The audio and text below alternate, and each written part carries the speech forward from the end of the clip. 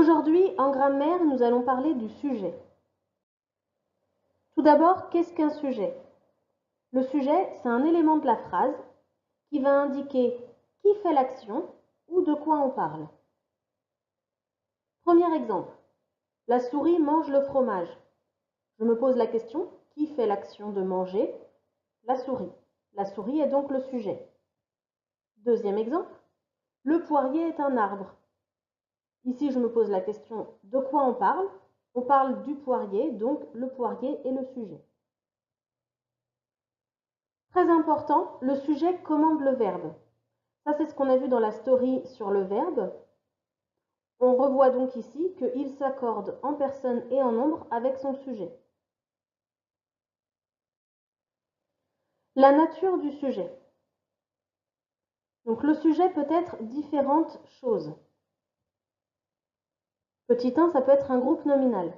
Donc un groupe nominal, je rappelle que c'est un groupe de mots qui est composé au minimum d'un nom et d'un déterminant et auquel je peux rajouter un adjectif, une proposition relative ou un complément du nom. Dans mon exemple, les petits asticots aiment les pommes. Qui est-ce qui aime? Les petits asticots. C'est donc les petits asticots le sujet et je repère bien ici le nom qui est asticot.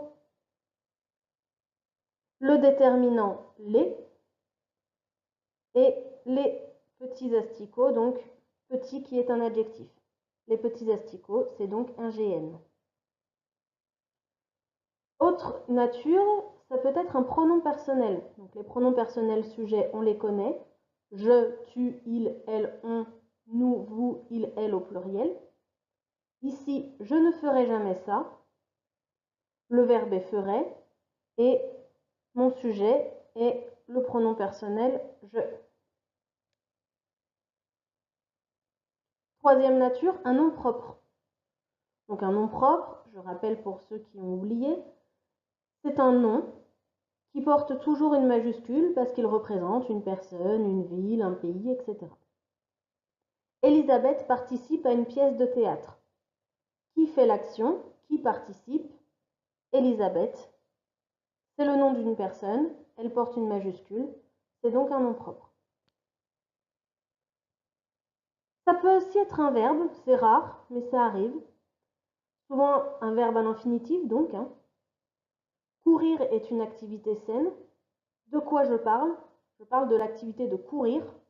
Donc courir, ici, est le sujet de ma phrase. C'est effectivement un verbe à l'infinitif. La place du sujet dans la phrase. Donc, où est-il situé dans la phrase? Trois possibilités. La première, qui est la plus logique, celle qu'on rencontre le plus souvent, devant le verbe.